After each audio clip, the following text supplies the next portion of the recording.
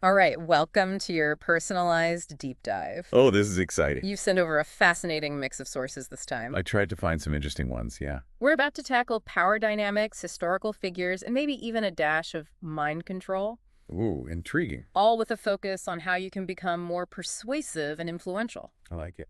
I'm seeing Robert Greene's 48 Laws of Power in the mix. Oh, a classic. That's a classic, though. Maybe a little intimidating. Yep. What do you think? It can be, yeah. Ready to unlock some ancient secrets for modern success? Definitely. What intrigues me is how these laws, Okay. even the ones that seem a bit ruthless at first glance, can be surprisingly relevant to our lives today. Hmm. It's all about understanding the psychology of power, not necessarily wielding it like some kind of Machiavellian mastermind. Okay, so less about being a puppet master, more about being aware of the strings, right? Yeah, I like that. Greene's first law, never outshine the master. That's a good example. It feels almost counterintuitive in a world that's all about self-promotion. It is.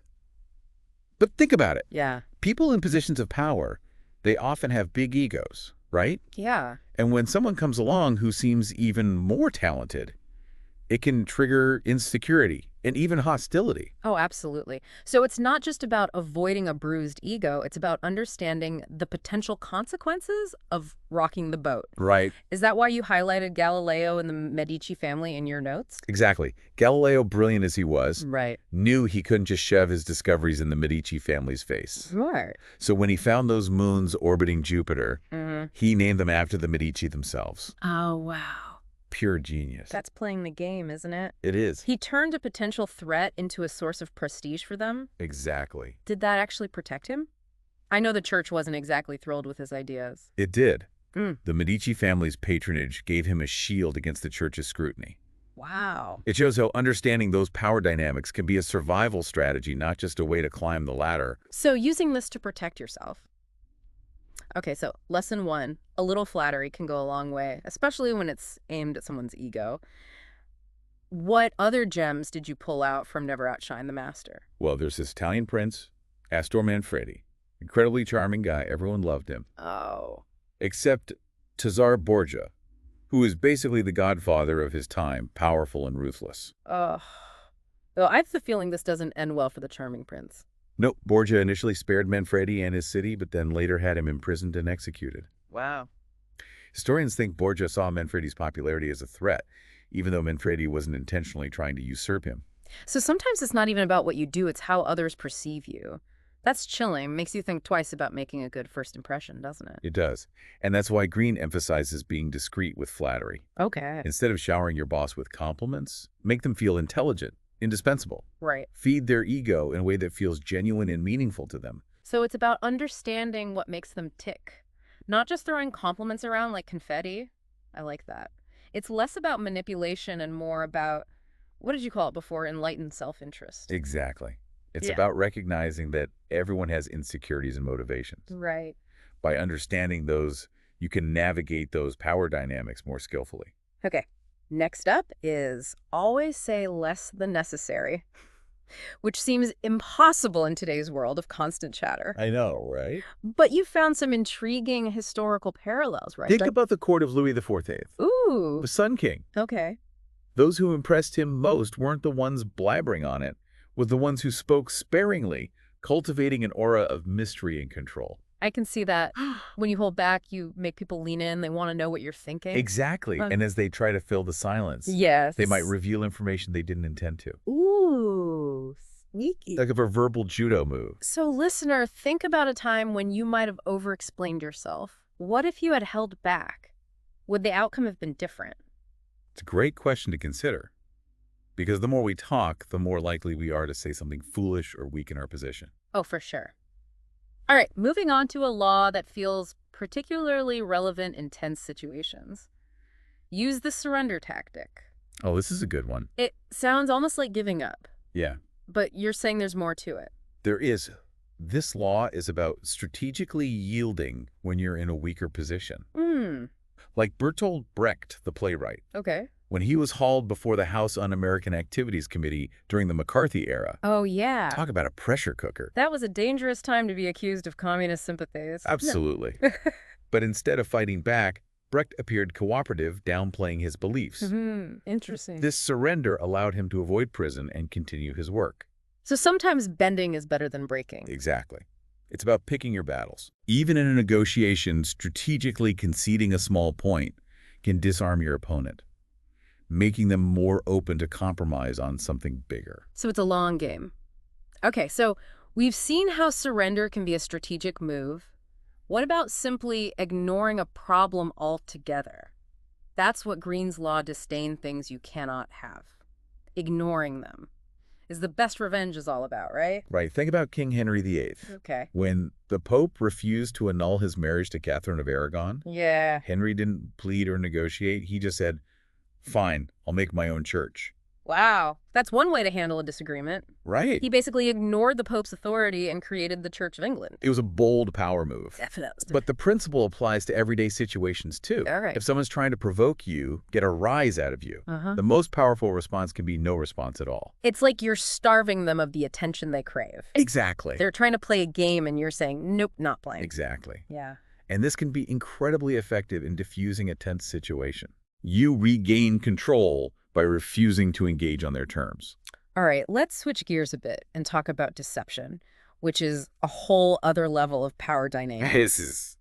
This is where things get a little morally ambiguous, isn't it? It can. But remember, Yeah. the key here is awareness. Okay. We're not saying you should become a master manipulator. Right. We're exploring how deception works so you can recognize the signs and protect yourself. That makes sense. And you highlighted a great example in your notes, the yellow kid, a con artist who pulled off this incredible boxing match scam. Can you remind us how that went down? So the yellow kid targets this millionaire Giesel, Okay. but he knows you can't just walk up and say, hey, I want to lose a bunch of money. Right. So he creates this elaborate smoke screen. So he distracts him. Exactly. Yeah. He dangles this fake land deal in front of Giesel, something about a hunting lodge that could be flipped for a huge profit. Giesel is so focused on those dollar signs that he doesn't notice the other elements of the con falling into place. Classic bait and switch. So what's the other element? The yellow kid pretends to be a boxing trainer Oh, wow. and introduces his promising fighter, George Gross, who's actually middle-aged and in on the con. And Giesel falls for it. He does. The yellow kid whips up this whole drama about how Gross can easily beat another fighter. Right. Giesel, swept up in the excitement, puts up a big chunk of cash for a bet. Uh-huh. Of course the fight is rigged. Of course. Gross pretends to get fatally injured, and everyone who bet against him panics, thinking they're implicated in a crime. Oh, wow. They literally run for their lives, leaving their money behind. Yep. And Giesel, terrified of being caught up in a murder investigation, runs too, abandoning his $35,000 investment. Wow. The yellow kid walks away, a happy con artist, leaving everyone else in the dust. That's incredible. It shows how easily we can be blinded by our own desires, especially when someone knows how to play on our emotions. Exactly. It's a reminder to be cautious, That's especially when something seems too good to be true. So always trust your gut, right? If something feels off, it probably is. Okay, let's talk about another law that deals with negative influences. Infection. Avoid the unhappy and unlucky. Oh, interesting. This one almost sounds like superstition. Are you saying we should avoid anyone having a bad day? Not exactly. It's more about recognizing the impact that negativity and drama can have on our lives. Greene's saying that associating with chronically unhappy or unlucky people can actually drag you down. Okay, so it's not about avoiding someone who's going through a rough patch. It's about steering clear of those who seem to attract chaos and drama wherever they go. Right. And you know who embodies this perfectly? Who? Lola Montez, a 19th century dancer and courtesan. Okay, tell me more about Lola. What made her such a cautionary tale? She was notorious for her volatile personality and manipulative behavior. Oh. She left a trail of broken hearts and ruined lives. She even sparked political upheaval wherever she went. Wow. So she wasn't just unlucky, she was actively creating chaos. Exactly. She used her charm and beauty to get what she wanted. Oh. But it always came at a cost to others. So the takeaway here is to be mindful of the company we keep, right? Yes, The energy we allow into our lives can have a real impact on our own well-being. precisely. It's not about abandoning friends in need. Right? It's about protecting our own mental and emotional space. All right, let's shift our focus to something a bit more image conscious. The power of image and perception. I like it. In a world of social media and carefully curated personas, this feels particularly relevant. Absolutely. And Greene's law know who you're dealing with, do not offend the wrong person, Yes. is all about understanding those subtle power dynamics. So how do we figure out who the wrong person is? Is there a secret decoder ring? It's about observing the hierarchies and alliances in any given environment. Yeah. It's about recognizing who holds the real power, who has influence, and who might be easily offended. So read the room, basically. But I'm guessing Greene has a more dramatic historical example up his sleeve. He does. He talks about Ivan the Terrible, the Tsar of Russia, known for his brutality. But here's the thing. He was strategic in his cruelty. Yeah. He mainly targeted the Russian boyars, the nobles, who posed a threat to his power. So he knew exactly who to intimidate to maintain his grip on power. That's a bit Machiavellian, isn't it? It is. And while we're not condoning his methods, Right, of course. there's a lesson there. Not all battles are worth fighting. Right. Sometimes it's wiser to avoid antagonizing those who can crush you. It's a matter of survival, especially in a world where the stakes are high. Right. And on the flip side, Yeah. it's about recognizing opportunities to challenge the status quo when you have the advantage. So it's about being strategic, not just blindly following the rules. Okay, I'm ready for another dose of historical wisdom. What's next on our list? Let's talk about play on people's need to believe to create a cult-like following. Okay. This is about the power of a carefully cultivated image to attract and influence people. We see this everywhere today. We do. Celebrities, influencers, they're all masters of creating these larger-than-life personas. And Greene uses a fascinating historical figure to illustrate this. Mata Hari, the exotic dancer who became a spy during World War I. Mata Hari. Uh-huh. She was shrouded in mystery and intrigue. How did she create such a devoted following? She was a master of self-invention. She used carefully chosen costumes, exotic dances, and fabricated stories about her origins to captivate audiences. So she was a storyteller as much as a dancer. Exactly. And she understood that people are drawn to the extraordinary. Yeah. She played on their desire to believe in something bigger than themselves, something magical and mysterious. So it's not just about the image, it's about the narrative that captures people's imaginations. Exactly. And while we certainly don't condone espionage, there's a valuable lesson here. Right. What story are you telling about yourself? Yeah. How are you presenting yourself to the world? It's about being intentional with the image you project, but not about being fake, right? Right. It's about understanding that how you present yourself influences how people perceive you. Right. Think about brands you're drawn to. They often have a compelling story, a set of values that resonate with you. Yeah, it's about creating an emotional connection, not just a transactional one. And that's where the real power lies. These lies are so insightful. They are. It's like we're peeling back the layers of history to reveal these timeless principles of power and influence. It's fascinating, isn't it? And we've only just begun. I know. There's so much more to explore. Let's dive in. Our next theme is all about strategic thinking and calculated action. Sounds a bit intense, but I'm ready for it. Where do we start? Let's see. Okay. I'm ready. Okay. This deep dive is really starting to feel like a masterclass in strategy, isn't it? Yeah. We're seeing how these historical figures use their understanding of human nature to gain an edge. It's amazing how relevant these ancient power plays still are. It's like they had a playbook for navigating the human psyche. They did. And the next law we're going to explore is pose as a friend, work as a spy. Now, before you picture secret agents and double lives, let me clarify, we're not talking about literal espionage. Okay, good. I'm not sure I have the right wardrobe for that. It's more about the art of gathering information subtly and strategically. It's about reading between the lines, picking up on those unspoken cues, and figuring out people's true intentions. So like a social detective, Right. Always observing, analyzing, putting the pieces together. Exactly. Greene talks about using conversation as a cover for gathering intel.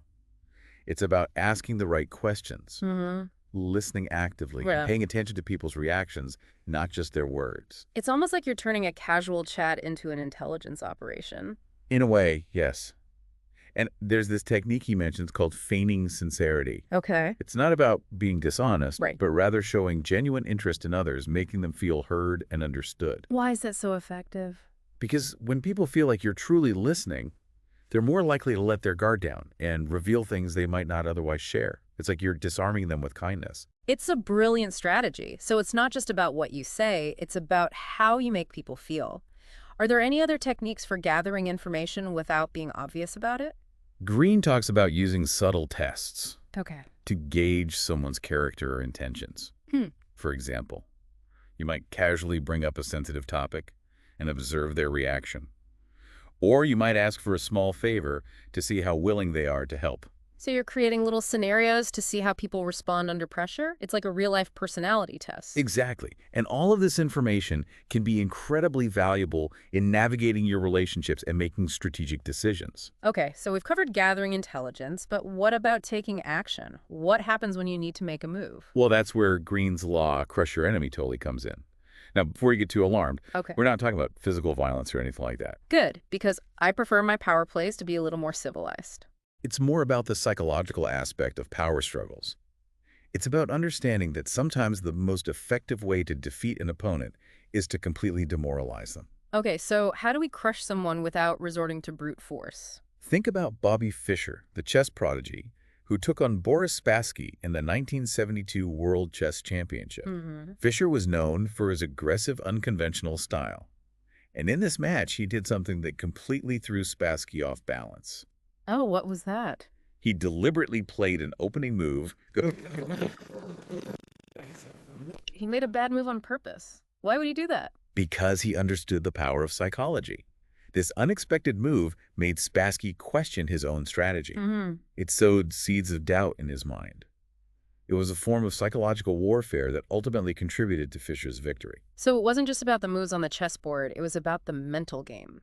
He disrupted Spassky's expectations and gained a psychological edge. Exactly. And while most of us aren't playing chess at that level, Right. the principle applies to any competitive situation. Oh. Whether it's a business negotiation or even a friendly debate, there's always an element of psychological strategy involved. So how can we apply this crush your enemy tactic in a more everyday context? It's about thinking several steps ahead, Okay. being unpredictable, and finding ways to disrupt your opponent's expectations. It might be as simple as presenting an unexpected argument, Oh. challenging a common assumption, or even just changing your approach in a way that throws them off balance. It's about keeping them guessing, staying one step ahead mentally. Precisely. Okay. And this can be incredibly effective in giving you the upper hand in any competitive situation. These laws are like a crash course in power dynamics. I'm starting to see how understanding these principles can really shift the way I approach the world. It's fascinating, isn't it? And we've still got more to uncover. Remember that story about the diamond mine hoax we discussed? Oh, yeah, the one about Philip Arnold and John Slack, the con artists who tricked everyone into thinking they'd struck it rich in Wyoming. That story still blows my mind. How did they manage to pull that off? It was a masterpiece of deception, carefully orchestrated from beginning to end. They knew they had to play the role of naive, unsuspecting rubes to make their con believable. They used their aw shucks persona as a weapon. Exactly. They understood that people often underestimate those who appear less intelligent or sophisticated. And this was key to their success. They dressed in ill-fitting clothes, acted awkward in social situations, and pretended to be completely overwhelmed by the world of high finance. They were masters of disguise, both literally and figuratively. So how did they actually create the fake mine? Was it all just smoke and mirrors? They were smarter than that. Wow. They purchased real gemstones in Europe and then planted them or salted them in a remote location in Wyoming. Okay. Then they led a respected mining expert to the site, ensuring he discovered those planted gems. So the expert's validation was genuine. That's devious. It was a brilliant move. Yeah. And once the expert confirmed the presence of diamonds, the news spread like wildfire, attracting investors from all over the world. They created a frenzy. They did. And to keep the con going, they took their investors to Amsterdam and secretly bought sacks of uncut gems to further salt the mine.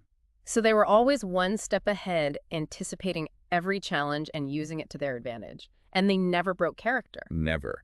They maintained that facade of simple-mindedness throughout the entire scheme. And by the time the investors realized they'd been duped, Arnold and Slack were long gone with their ill-gotten gains. Leaving behind a trail of financial ruin and shattered reputations, it's a classic cautionary tale about the dangers of greed, deception, and the allure of a well-crafted illusion. It shows how even the smartest people can be fooled if they're not careful. And it's a stark reminder that power and influence can be used for good or for evil. It all depends on the intentions of the person wielding them. This deep dive has been a whirlwind of power plays, historical intrigue, and mind-blowing insights. It's like I'm seeing the world through a new lens. That's the power of understanding these dynamics. Yeah. It can completely change the way you navigate the world. But before we wrap things up, there's one more concept I want to touch on. You mentioned something called the moral effect in your notes. What is that exactly? The moral effect is a fascinating concept. It's about teaching someone a lesson by giving them a taste of their own medicine, so to speak. So it's like a form of experiential learning. They learn by feeling the consequences of their own actions. Exactly. And it can be a powerful way to influence people who are resistant to change or who are behaving in a way that's harmful or unethical. Okay, I'm intrigued. Do we have a historical example that illustrates this? One that comes to mind is Alcibiades, an Athenian general and statesman known for his cunning and manipulative skills. He had a complicated relationship with Athens. Initially a respected leader, he ended up betraying the city by siding with Sparta during the Peloponnesian War. So he was a bit of a wild card. Definitely. And at one point, he found himself exiled from both Athens and Sparta, essentially a man without a country. That's a tough spot to be in. It was. But Alcibiades was a master of survival. He eventually wormed his way back into power in Athens by playing a double game. How so? He secretly fed the Athenians information that helped them against Sparta while pretending to be loyal to the Spartans. He was playing both sides. That's risky. It was, but it worked. By using the Spartans' own tactics against them, he was able to manipulate his way back into a position of power in Athens. So he used the moral effect to regain the trust of the Athenians even after betraying them. It's almost like he made them see the error of their ways by experiencing it themselves. Exactly. And this highlights how powerful this concept can be, even when you're in a seemingly weak position. It's about understanding the psychology of your opponent and using that knowledge to your advantage. It's about turning their own behavior against them, making them feel the consequences, both positive and negative. Precisely. And while we're not advocating for betrayal or manipulation, there's a valuable lesson here about the power of mirroring. Sometimes the best way to influence someone is to show them the impact of their own actions. This entire deep dive has been such an eye-opening exploration of power dynamics, strategic thinking, and the psychology of persuasion. It's given me so much to think about. Yeah, it really feels like we've unearthed some hidden gems of wisdom from history. It's amazing how these principles, even the ones that seem a bit ethically gray, can offer valuable insights into how power dynamics work, how persuasion operates. And how easily we can fall prey to manipulation if we're not paying attention. Exactly. This deep dive has given us a whole new toolkit for navigating those complexities, wouldn't you say? Absolutely. And it all circles back to that idea of awareness. The more we understand these principles, the better equipped we are to use them ethically and effectively. And to recognize when they're being used against us, of course. Right. It's like having a secret decoder ring for the human psyche. I like that analogy. It's about seeing those hidden patterns, understanding the motivations behind people's actions. Which brings us back to something you mentioned earlier, the moral effect. Ah, yes, that intriguing idea of teaching someone a lesson by giving them a taste of their own medicine. Precisely. It's about holding up a mirror to their behavior, making them experience the consequences, both positive and negative. We talked about Alcibiades, the Athenian general, who betrayed his city and then manipulated his way back into power by playing a double game. It's fascinating how he used the moral effect to regain the trust of the Athenians. He essentially forced them to see the error of their ways by experiencing it themselves. It was a risky strategy, but it ultimately paid off. So the lesson here is that sometimes the best way to influence someone is to show them, not just tell them the impact of their actions. Exactly. And while we're not condoning betrayal or manipulation, the principle of mirroring can be incredibly powerful in a more ethical context. Think about parenting, for example. Sometimes letting a child experience the natural consequences of their actions can be a more effective teaching tool than lecturing them. It's about letting them learn through experience, through feeling the impact of their choices. Precisely.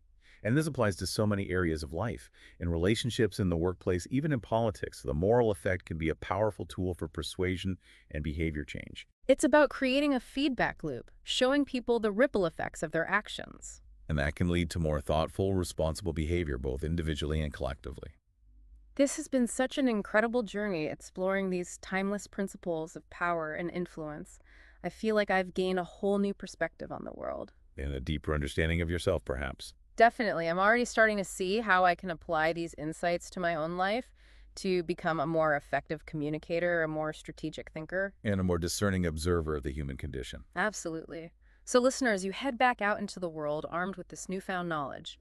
Remember to stay curious, stay aware, and keep asking those important questions. Because knowledge is power.